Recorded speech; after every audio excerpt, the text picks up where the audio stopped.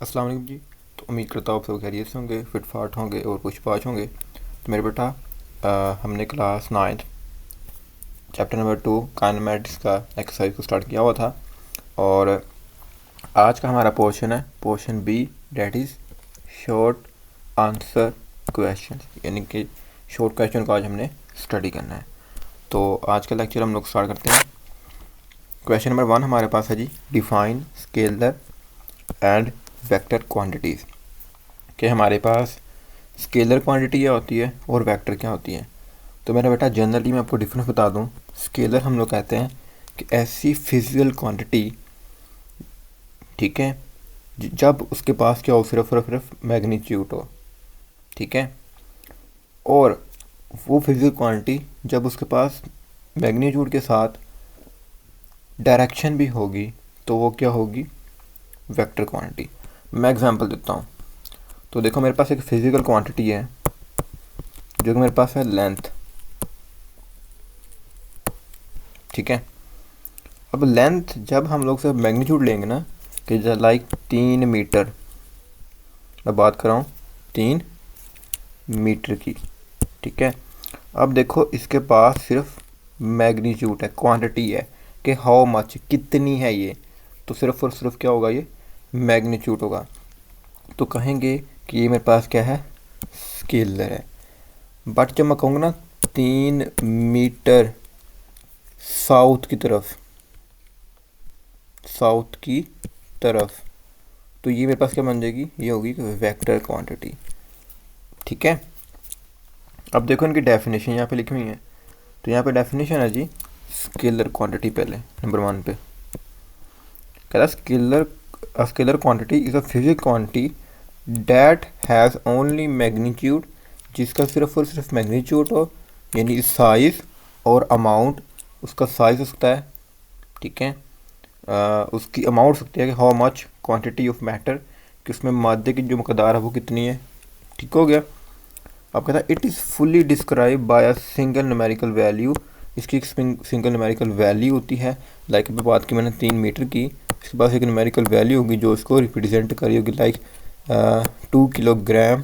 देखो इसको सिर्फ एक न्यूमेरिकल वैल्यू के हम लोग रिप्रेजेंट करें, हाँ उसका यूनिट सारी बात होगा साथ, बट हमारे पास यहाँ पे क्या है, एक न्यूमेरिकल क्वांटिटी है जो उसको रिप्रेजेंट कर रही है।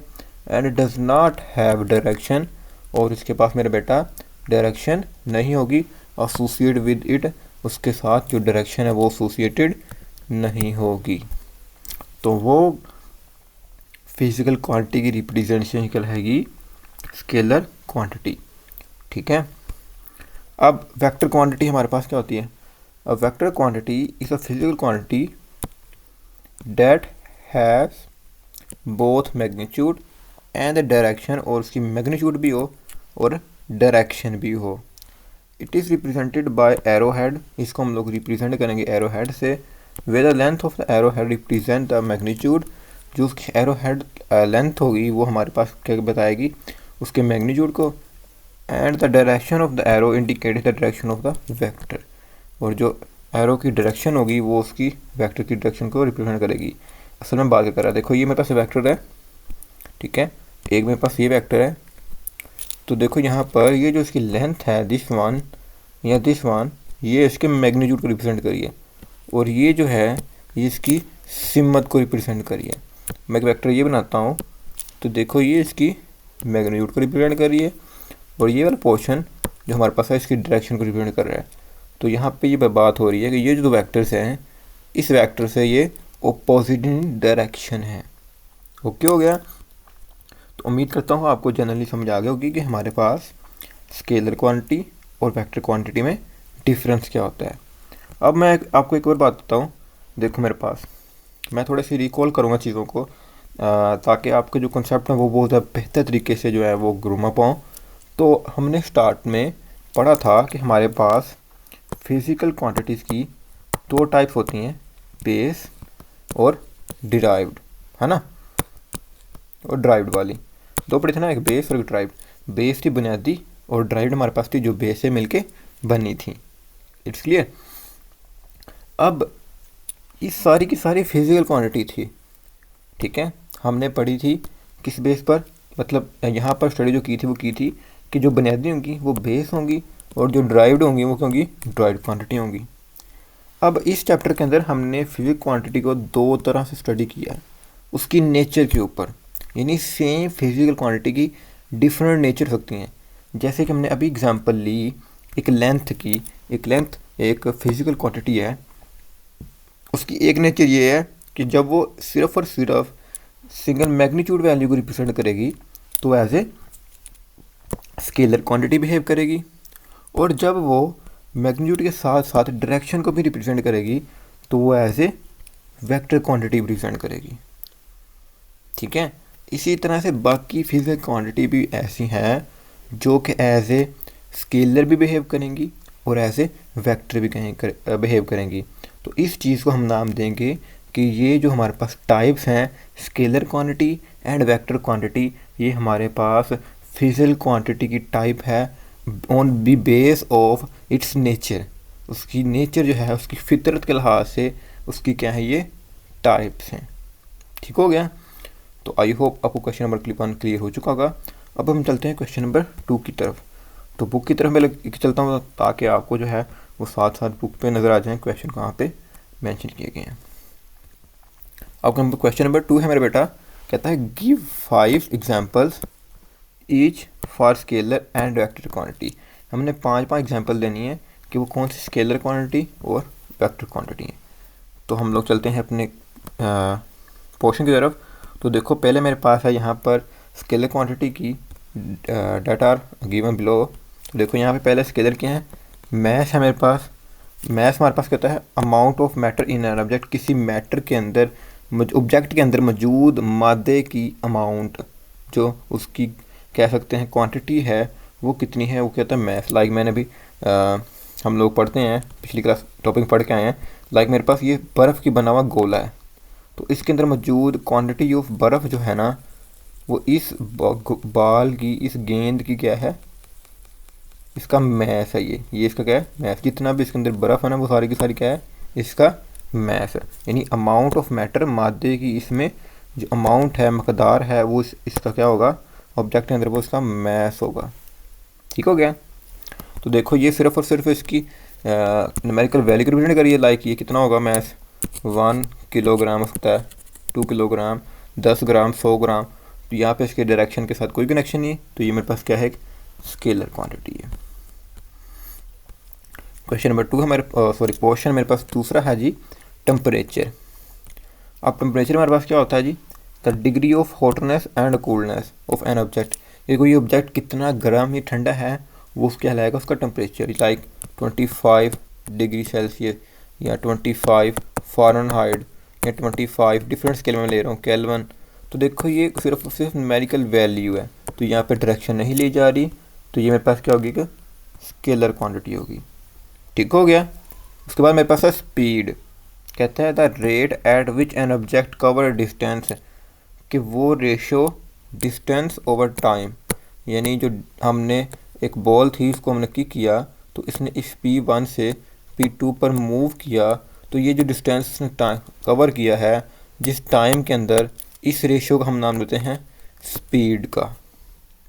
हमने यहाँ पे बात की कि जिसने डिस्टेंस कवर किया उसकी वैल्यू डिवाइडेड बाय उतने टाइम के अंदर वो उसकी वो क्या होगी, स्पीड। तो बच्चे हमने स्पीड के अंदर उसकी सिमत को रिप्रेजेंट नहीं किया, तो डैट इज़ वाई हमारे पास स्पीड की होगी एक स्केलर क्वांटिटी होगी। ठीक हो गया। उसके बाद हमारे पास है टाइम। अब टाइम को हम लोग देख लेते हैं। ठीक है, द ड्यूरेशन बिटवीन 2 इवेंट्स। ठीक है, मतलब जो इवेंट हमारे पास हुआ है उसके अंदर जो ड्यूरेशन है, लाइक मैं बात करूं, ये बॉल थी, इसको हमने इस पॉइंट से जो है वो मूव करवाया इस पॉइंट पर, तो इस 2 पॉइंट के दरमियान जो ड्यूरेशन लगी इसको यहाँ से यहाँ जाने में, वो उसका क्या होगा, टाइम होगा। ठीक हो गया। और वो कितना हो सकता है, क्वांटिटी, हाउ मच। ठीक है, तो यहाँ पर उसकी डायरेक्शन से कोई ताल्लुक नहीं है, तो हमारे पास क्या होगा जी, वो एक स्केलर क्वांटिटी। लाइक मैं कहता हूँ 2 सेकंड है, 5 सेकंड है, 1 मिनट है, 2 मिनट है, आधा घंटा है, 2 घंटे हैं। तो यहाँ पे फिर हाउ मच बात की जा रही है क्वांटिटी की, ठीक है। तो यहाँ पर डायरेक्शन का कोई ताल्लुक नहीं है, तो हम लोग क्या कहेंगे, ये क्या है, स्केलर क्वांटिटी है। अब लास्ट एग्जांपल इसमें हमारे पास है जी एनर्जी की। तो एनर्जी हमारे पास क्या है जी, the capacity to do work, काम करने की सलाहियत के, लाइक एक बॉल थी उसके ऊपर एनर्जी लगी, तो जो एनर्जी हमने उसे डिलीवर की है वो हमारे पास की होगी स्केलर क्वांटिटी। अब ये जो एग्जांपल है मेरा बेटा, ये आपको यहाँ पे कंफ्यूज कर सकती है, मैं भी आपको कंफ्यूज कर सकता हूँ इस एग्जांपल के जरिए कि ये वेक्टर क्वांटिटी है। कैसे? देखो मैं कहूँगा कि ये जो बॉल है इसके ऊपर मैंने एनर्जी लगाई इन दी फॉर्म ऑफ फोर्स, तो जो एनर्जी लगी वो किसी डायरेक्शन में लगी। एक जनरली एक थोड़ा सा ना बच्चों कंफ्यूज रहते हैं, इस तरह क्वेश्चन बहुत ज़्यादा पहले पूछे गए मेरे से। तो मेरे बेटा देखो यहाँ पर हमने कहा है बात की है अभी the capacity to do work, यानी बॉडी की वो सलाहियत जिसे वो काम करे, यानी एनर्जी हमने दी है, यानी ability of a body to do work, किसी ऑब्जेक्ट की काम करने की सलाहियत को हम लोग एनर्जी कहते हैं, यानी वो क्वांटिटी है, कितनी ताकत है उसके पास। तो वहाँ पर डायरेक्शन का तो अलग नहीं है, हमने एनर्जी बॉडी को दी है कि जिस वजह से वो काम करेगी। ठीक है, तो इस चीज़ को नाम हम देते हैं कि वो मेरे पास क्या है, एनर्जी। तो ये मेरे पास वेक्टर क्वांटिटी नहीं होगी, मेरे पास क्या है, स्केलर क्वांटिटी है। ठीक हो गया। अब इसी तरह से मेरे पास है जी नीचे दी गई वेक्टर क्वांटिटीज़ की कुछ एग्जांपल्स हैं, हम लोग उनको भी जो है वो यहाँ पर स्टडी करते हैं अभी। तो देखो यहाँ पे मेरे पास नंबर 1 पे है जी डिस्प्लेसमेंट। तो यहाँ पे डिस्प्लेसमेंट डेफिनेशन मेरे पास क्या होती है मेरे बेटा, the change in position of an object, यानी हम लोग जो जब डिस्टेंस कवर करते हैं, ठीक है, मतलब लाइक इन पॉइंट के दरम्यान हमने पोजीशन चेंज की, तो जब पोजीशन चेंज करेंगे किसी सिमत के अंदर करेंगे, तो क्योंकि यहाँ पे सिमत का रिलेशन आएगा तो मेरे पास क्या होगी, डिस्प्लेसमेंट होगी। ठीक हो गया। उसके बाद आगे मेरे पास वेलोसिटी। तो वेलोसिटी मेरे पास क्या है, the rate of change of displacement, यानी जो डिस्टेंस का हमने डिस्प्लेसमेंट कवर किया है यूनिट टाइम के अंदर, तो वो मेरे पास क्या होगा, उसकी वेलोसिटी। अब वेलोसिटी को मैं जो है वो एक नए अंदाज से, यानी इसको थोड़ा सा हट के डेफिनेशन में आपको एक्सप्लेन करूँ तो मेरे बेटा देखो यहाँ पर ना आपको मैं छोटा सा कॉन्सेप्ट बना देता हूँ ताकि आपको जो है वो याद रहेगा। तो देखो यहाँ पे ना हम लोग डिस्टेंस डिस्प्लेसमेंट को स्टडी करते पहले। तो डिस्टेंस मेरे पास क्या है, दो मतलब हमारे पास जो डेस्टिनेशन हैं, दो पॉइंट हैं, दो नुक्ते हैं, उनके दरमियान जो हम लोग एरिया, जिस पाथ को फॉलो करते हुए हम लोग जाएंगे, चाहे वो स्ट्रेट हो चाहे वो इरेगुलर हो, वो उसका होगा डिस्टेंस। वो क्या होगा उसका, डिस्टेंस। बट उन्हीं दो पॉइंट के दरमियान जो छोटा फासला होगा, छोटे फासले मुराद क्या कि उन दो पॉइंट के दरमियान अगर हम लोग सिंगल लाइन यानी एक स्ट्रेट लाइन ड्रा करें उसकी सिमत के अंदर, तो मेरे पास क्या होगा, उसका डिस्प्लेसमेंट कहलाएगा। तो डिस्टेंस में हम लोग बात कर रहे थे, जो हमने पाथ कवर किया उसकी सिमत को हम लोग नहीं लेते, तो वो क्या होती है, स्केलर क्वांटिटी। और डिस्प्लेसमेंट के अंदर क्योंकि हम लोग उन दो पॉइंट के दरमियान एक ऐसी लाइन ड्रा करते हैं जो उसकी सिमत को भी रिप्रेजेंट कर रही होती है, तो मेरे पास क्या होती है, वेक्टर क्वांटिटी। ठीक है। अब बात आती है वेलोसिटी की। तो देखो वेलोसिटी को समझने के लिए आपको स्पीड का कॉन्सेप्ट पढ़ना होगा। तो स्पीड क्या होता है, इन दो पॉइंट के दरमियान जो मैंने डिस्टेंस एक्स कवर किया जिस टाइम टी के अंदर, वो मेरे पास क्या होगा, उसकी स्पीड होगी। ठीक है, यानी जो डिस्टेंस कवर किया है जितने टाइम के अंदर, वो उसकी क्या है, स्पीड है। बट जब मैं जो मैंने डिस्टेंस कवर किया है वो किसी ख़ास डायरेक्शन में लूँगा, क्या लूँगा मैं, ख़ास डायरेक्शन में, यानी कि डिस्प्लेसमेंट में लूँगा ओवर टाइम, तो मेरे पास क्या बन जाएगी, वेलोसिटी। ठीक हो गया। अब एक्सेलेरेशन की यहाँ बात की मैंने इसलिए ली क्योंकि ये तीनों कंसेप्ट बहुत ही इंपॉर्टेंट है, तो ताकि मैं यहीं पे आपको जो है वो चीज़ें क्लियर करवा देता हूँ, ये भी बेनिफिट हो जाएगा आपके लिए। ठीक है, वैसे तो मैंने जो पीछे कोर्स पढ़ाया था उसके अंदर प्रॉपर्ली मैंने बताया था, बट अगर आप न्यू स्टूडेंट हैं तो आपके लिए एक फ़ायदेमंद चीज़ हो जाएगी।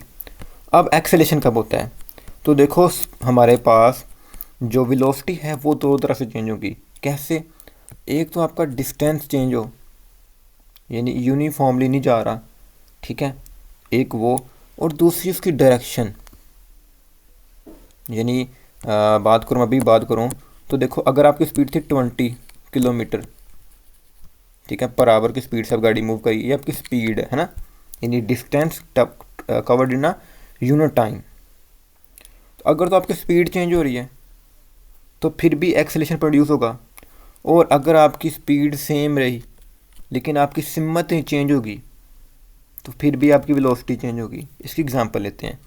तो देखो मेरे पास ये एक ट्रैक है, ठीक है, और यहाँ पर आपकी गाड़ी मूव कर रही है।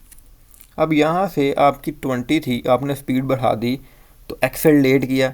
एक्सेलेरेशन दो तरह से होता है, पॉजिटिव एक्सेलेरेशन भी होता है और नेगेटिव होता है।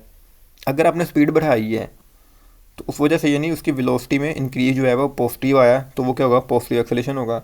अगर आपने ब्रेक अप्लाई की, मतलब आपकी वेलोसिटी स्पीड की हुई डिक्रीज, यानी वेलोसिटी की हुई डिक्रीज हुई, तो वहाँ पर जो एक्सेलेरेशन प्रोड्यूस हो वो क्या होगा, नेगेटिव होगा। लेकिन अगर आपने स्पीड सेम रखी है लेकिन आपने यू टर्न ले लिया है, ठीक है, लाइक आपने यहाँ से इधर को टर्न कर लिया, तो यहाँ पे देखो सिमत इसकी ये थी, यहाँ पे सिमत इसकी क्या थी, दिस वन, बट अब उसकी सिमत ये है या उसकी सिमत अब ये हो गई है, तो उसकी सिमत चेंज हो गई तो डिस्प्लेसमेंट चेंज हो गया। यानी ठीक है, डिस्प्लेसमेंट बदल गया ना, एक डिस्प्लेसमेंट ये है और एक डिस्प्लेसमेंट ये है, दोनों में फ़र्क है, डिफरेंस है, तो फिर क्या होगा वहाँ पे, फिर भी एक्सेलेरेशन प्रोड्यूस हो जाएगा।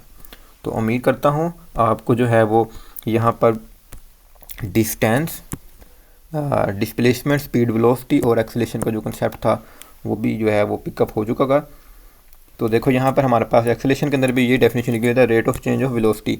अगर वेलोसिटी चेंज हो रही है तो देखो यहाँ पे हम लोग उसकी मैग्नीट्यूड की और साथ में डायरेक्शन की भी बात कर रहे हैं, तो डैट इज़ वाई हमारे पास क्या होगी जी, वो एक वेक्टर क्वांटिटी। आगे है मेरे पास एक फोर्स, के फोर्स मेरे पास क्या होती है, आप पुश और पुल ऑन ऑब्जेक्ट, जो हम लोग पुश या पुल करते हैं किसी ऑब्जेक्ट के ऊपर, तो वो क्या होती है, एक वेक्टर क्वांटिटी। देखो मेरे पास कोई भी ऑब्जेक्ट है, उसको मैंने पुश किया, ठीक है, लाइक मैंने पुश किया या पुल किया मैंने उसे, तो देखो मैं किसी ख़ास डायरेक्शन के अंदर से कर रहा हूँ तो उसकी मैग्नीट्यूड के साथ साथ उसकी डायरेक्शन भी आएगी, तो मेरे पास क्या होगी, एक वेक्टर क्वांटिटी। नेक्स्ट हमारे पास है जी टाइप मोमेंटम की, क्या था, product of mass and velocity. तो देखो पी मेरे पास होता है मास इनटू वेलोसिटी। यहाँ पे देखो आप कि मेरे पास मास तो एक स्केलर क्वांटिटी है but velocity is a vector quantity, तो डैट इज़ वाई मोमेंटम हमारे पास क्या होगा, एक वेक्टर क्वांटिटी। तो मैं उम्मीद करता हूँ आपको क्वेश्चन नंबर 2 भी क्लियर हो चुका होगा। नेक्स्ट हमारे पास है क्वेश्चन नंबर 3। अब इसकी स्टेटमेंट को हम लोग रीड आउट कर लेते हैं यहाँ से, फिर हम लोग नोट्स में जाकर उसको स्टडी कर लेंगे। तो देखो यहाँ पे states head to tail rule for addition of vector. आपने डेफिनेशन बतानी है, स्टेट करनी है और साथ में डायग्राम भी ड्रा करेंगे आप लोग हेड टू टेल रूल की, जब हम एडिशन में से लेते हैं।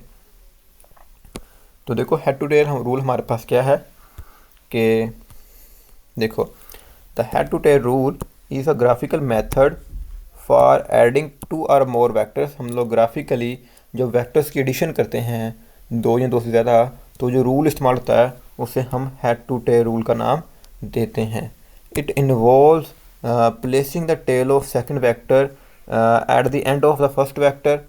हम लोग करना क्या होता है, मैं आपको यहाँ पे ड्रा करके दिखाता हूँ। आपके पास एक वेक्टर था, ठीक है, ये वेक्टर 1 है, और किस हेड के साथ दूसरे वेक्टर की जो टेल है उसको आपने जोड़ना होता है।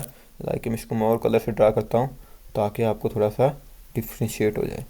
तो देखो ये वेक्टर ए है, ये वेक्टर मेरे पास बी था, तो इसकी जो टेल थी उसको मैंने फर्स्ट वेक्टर के साथ जो क्या किया, मिलाया, ठीक है। इसी तरह से मेरे पास थर्ड वेक्टर है, तो फिर मैं दूसरे वेक्टर के हेड के साथ तीसरे वेक्टर की जो टेल है उसको मैं यहाँ पर लगाऊंगा, ठीक है। ये किसी भी डायरेक्शन में होता है बट जनरली मैंने कुछ इस शक्ल में बनाया। आप लोग किसी और, मतलब उसकी जो एंगल है, यानी कि आप लोग ऐसे भी बना सकते थे उसे, स्ट्रेट सारे तीनों में सीधे बना सकते थे, ये मसला नहीं था, बट जनरली मैंने उससे जो है इसी शेप में लेने की कोशिश की, ठीक है। आगे वो क्या कह रहा है, मैं यहाँ पे आपको ताकि साथ में पढ़ाता रहूँ ताकि आपको क्लियर हो जाएगा। Then the drawing resultant vector, जो आप यहाँ पे रिजल्टेंट वेक्टर जो लेंगे, ठीक है, from the tail of the first vector to the head of the last vector, then the resultant vector the sum of all the vectors, ठीक है। अब वो कहता है कि आपने जो रिजल्टेंट वेक्टर लेना है वो फर्स्ट वेक्टर की टेल उसके वेक्टर की टेल के साथ और लास्ट वाले वेक्टर के हेड के साथ उसका जो हेड जुड़ेगा, ये जो वेक्टर आएगा ये आपके पास वेक्टर आर होगा, जिसे हम रिजल्टेंट वेक्टर का नाम देंगे। और ये जो रिजल्टेंट वेक्टर होगा ये तीनों वेक्टर के सम के बराबर होगा।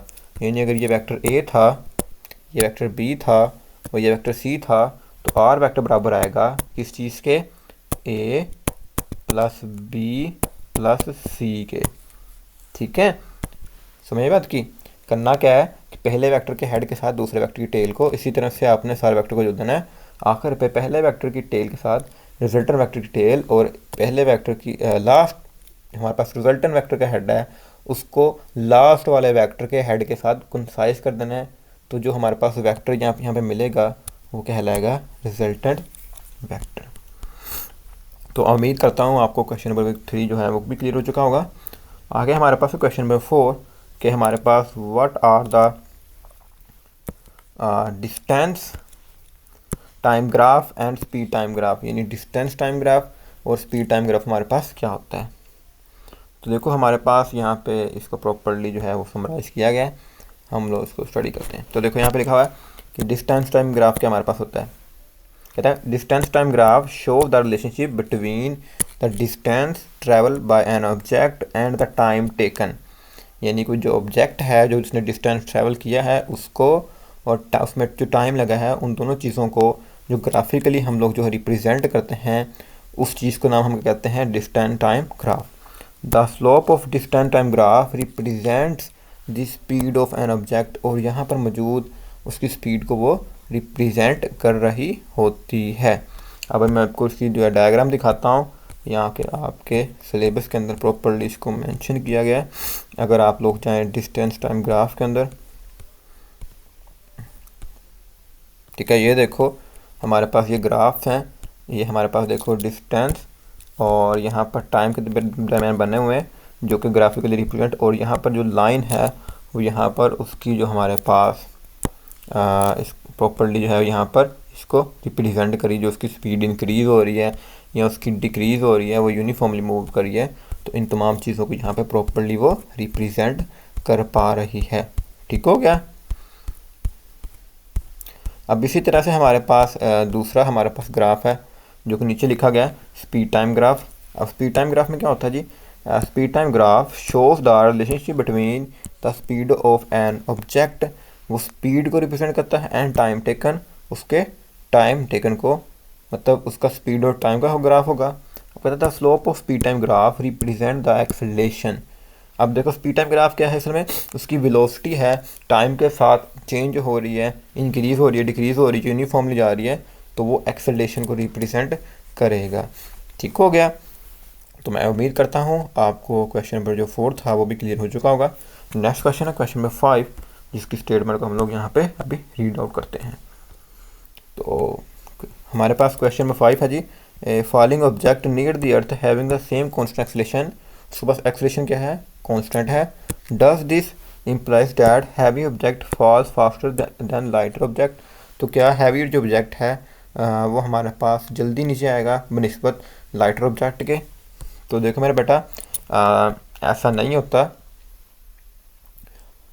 क्योंकि इसको मैं एक्सप्लेन करने से पहले आपको थोड़ी सी चीज़ क्लियर करवा दूँ ताकि आपको जो है वो चीज़ें क्लियर हो जाएंगी। तो मेरा बेटा देखो हमारे पास ना जो वेट होता है वो हमारे पास बराबर होता है डब्ल्यू इक्वल होता है एम जी के।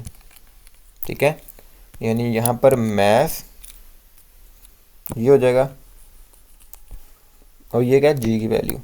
जो उसने बात अभी की कि यहाँ पर एक्सेलरेशन क्या होगा, कांस्टेंट, डेट इज़ जी होता है ग्रेविटेशन कांस्टेंट, डेट इज़ 9.8। ठीक है, या हम लोग उसको 10 वैल्यू लेते हैं उसकी। आप लोगों ने भी रिसेंटली जो टॉपिक पढ़ा था फ्री फॉल ऑब्जेक्ट का, मैं आपको दोबारा लेकर चलो टॉपिक की तरफ ताकि आपको थोड़ा सा रिवाइज भी हो जाएगा।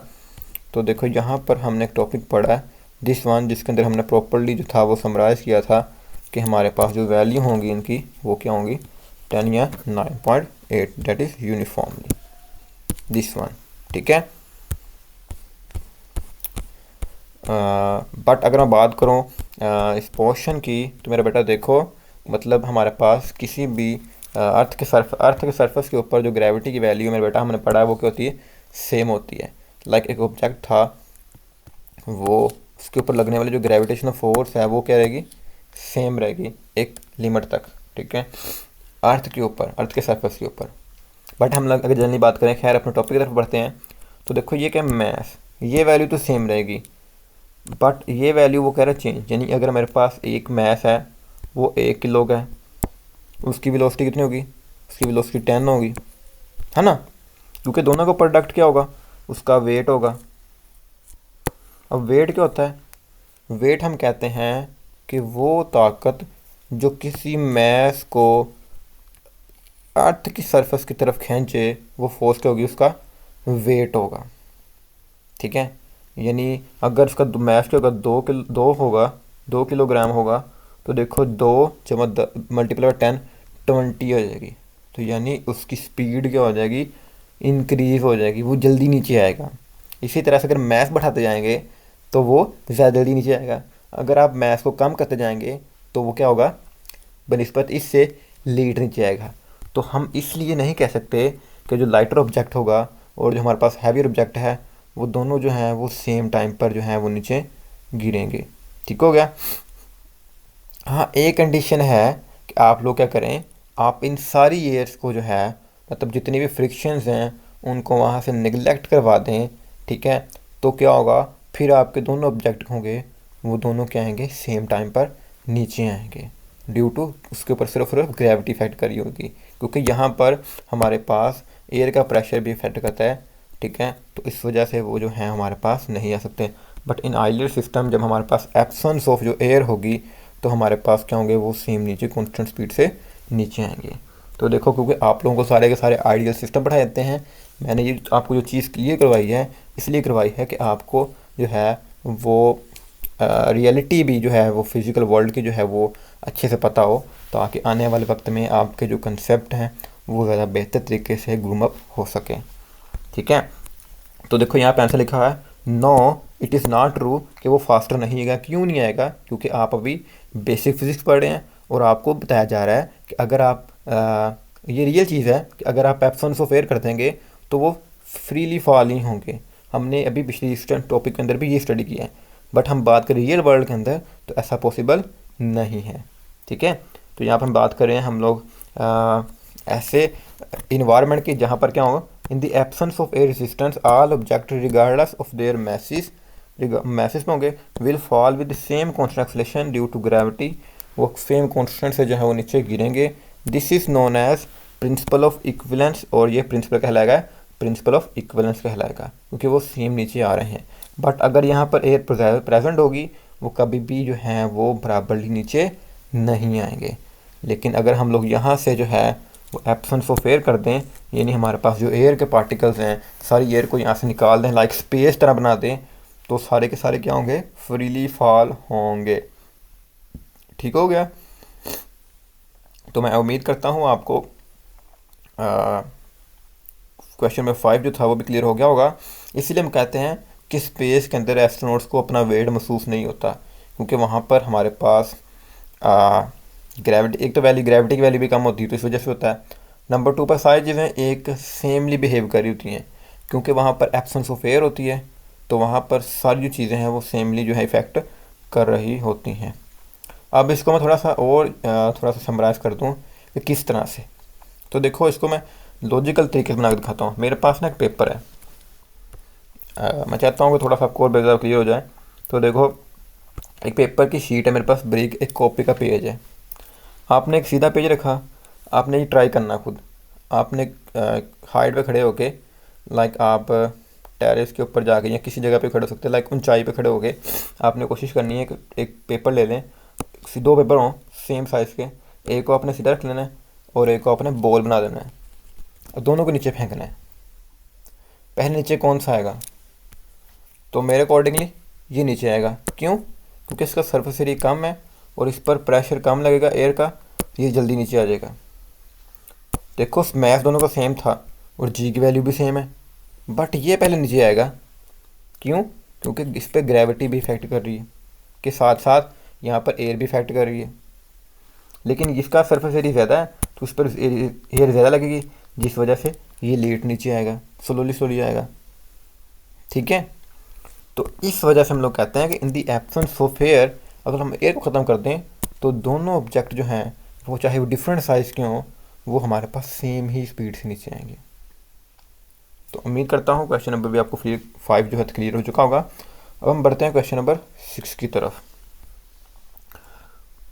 देखो क्वेश्चन नंबर 6 हमारे पास क्या है जी, कि the vector quantity are sometimes written in scalar notation. तो वेक्टर क्वांटिटी को हम स्केलर नोटेशन लाइक हम बुलेट फॉर्म में नहीं लिखते, तो नॉट बुलेट फेस, यानी जैसे हम लोग डार्क लाइक दिस वन, जैसे बुलेट बोल्ड फॉर्म में ये लिखा हुआ है इस फॉर्म में नहीं लिखते, यानी इसका कलर डार्क बनिस्बत से हो। How is the direction of indicate, यानी उसकी फिर डायरेक्शन को किस तरह से रिप्रेजेंट करेंगे, हम लोग किस तरह बताएंगे कि वो क्या है, कि वेक्टर क्वांटिटी है। ठीक है, तो देखो यहाँ पे हमारे पास प्रॉपर्ली यहाँ मेंशन है कि मैं इसको रीड डाउन कर देता हूँ आपके लिए। तो देखो यहाँ पे लिखा होगा when a vector quantity are written in scalar notation, जब हमारे पास कोई वेक्टर क्वांटिटी स्केलर नोटेशन के अंदर लिखी जाती है, their direction is indicated by using unit vector, हम लोग उनको यूनिट वेक्टर को के साथ जो है वो रिप्रेजेंट करते हैं। Unit vector is a vector with magnitude of 1 and pointing in specific direction, उसका मैग्नीट्यूड क्या होगा, 1 होगा, और वो स्पेसिफिक डायरेक्शन को रिप्रेजेंट कर रहा होगा। कैसे, for example unit vector in x y z direction denoted by i j k, यानी अगर हम एक्स आई लिखेंगे, ठीक है, लाइक एक्स कोई भी वैल्यू है, लाइक मैंने कहा 5i, तो इसका मतलब क्या है कि जो 5 वैल्यू है ये आई डायरेक्शन यानी एक्स डायरेक्शन में है। इसी तरह से y जो है वो क्या होगा, जे डायरेक्शन में, और z क्या होगा, के डायरेक्शन में। तो हम लोग इस तरह से इसको रिप्रेजेंट करते हैं। मैं एक प्रॉपर इक्वेशन लिखता हूँ ताकि वो आपको जो है इस चीज़ को थोड़ा सा ब्रीफ कर देगी। तो देखो मैं लिखा 5i plus 3j minus 2k। तो देखो ये रिप्रेजेंट कर रहा है यहाँ पर कि 5 जो 5 वैल्यू है ये एक्स एक्सिस में पॉजिटिव एक्सिस में है, 3 जो है यहाँ पर ये भी y पॉजिटिव एक्सिस में वैल्यू है, और ये माइनस z एक्सिस में है। ठीक है, मतलब ये जो है प्रॉपर्ली यहाँ पर इसको इंडिकेट कर पा रहे हैं। तो मैं उम्मीद करता हूँ आपको क्वेश्चन नंबर 6 जो था वो भी क्लियर हो चुका होगा। आगे हमारे पास क्वेश्चन नंबर 7। तो देखो क्वेश्चन नंबर 7 में हमारे पास क्या पूछा गया हमें कि a body is moving with uniform speed, कि जो बॉडी हमारे पास है वो यूनिफॉर्मली स्पीड से मूव कर रही है। Will its velocity be uniform, जो इसकी वेलोसिटी होगी क्या वो यूनिफॉर्म होगी। गिव रीज़न, हमने रीज़न देनी है। ठीक है, तो देखो उसने यहाँ पे बात की हमारे पास कि पहली बात कि बॉडी यूनिफॉर्म स्पीड से मूव कर रही है, स्पीड उसकी क्या है, यूनिफॉर्मली है। Will its velocity be uniform, क्या उसकी वेलोसिटी जो हमारे पास जो है वो सेम होगी। तो वेलोसिटी क्या होती है, स्पीड यानी डिस्टेंस यानी डिस्प्लेसमेंट, डायरेक्शन के साथ बात करेंगे तो डिस्प्लेसमेंट होगा ओवर टाइम, क्योंकि स्पीड की बात हो रही है तो डिस्टेंस ओवर टाइम। ठीक है, तो देखो यहाँ पर ये रेशियो हमारे पास है स्पीड की वैल्यू। ठीक है, अब यहाँ पर बात की जाए तो स्पीड उसकी यूनिफॉर्म है, बट वेलोसिटी यूनिफॉर्म तब भी हो सकती है अगर वो डायरेक्शन उसकी सेम रहे। अगर उसकी डायरेक्शन चेंज हो रही है तो सारी बात है कि उसकी जो वेलोसिटी है वो कभी भी जो है वो यूनिफॉर्म नहीं रहेगी, ऐसे ना।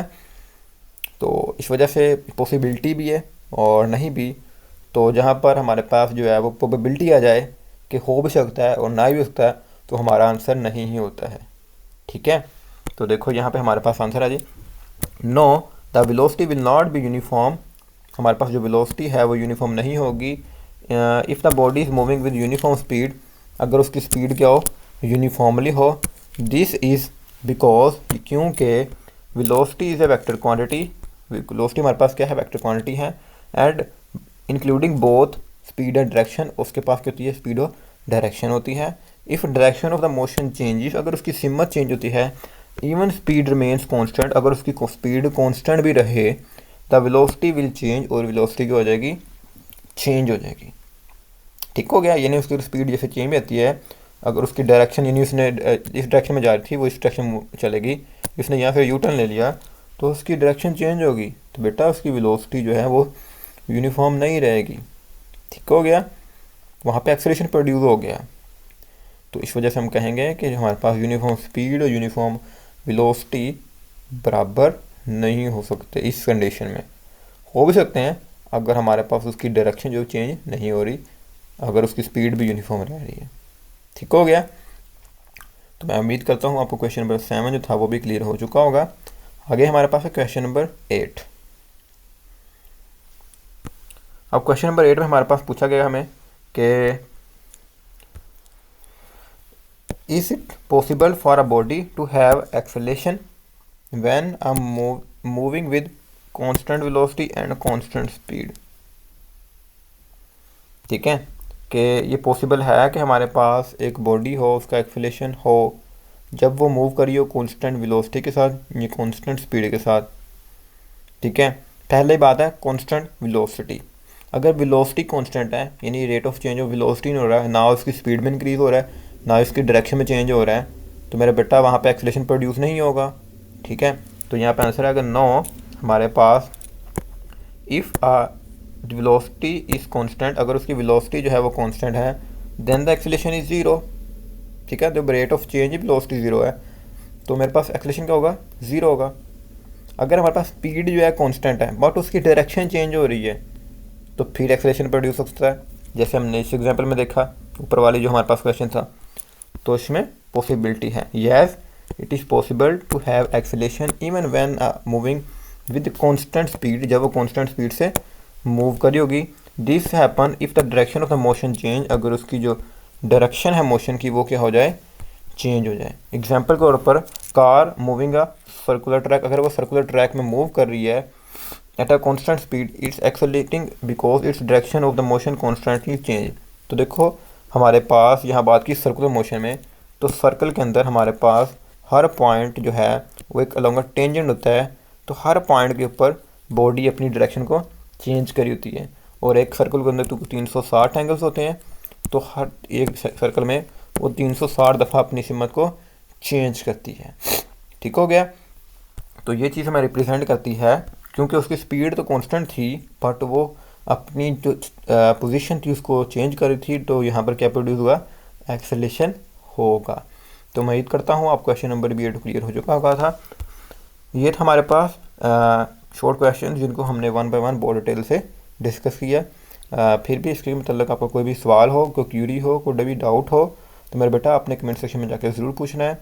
और इसके जो PDF नोट्स हैं उसका लिंक आपको वीडियो डिस्क्रिप्शन के अंदर मिल जाएगा। मैं उम्मीद करता हूँ कि आपको वीडियो लेक्चर पसंद आया होगा। तो मेरे बेटा आज के लिए इजाज़त दीजिए, अल्लाह हाफिज़।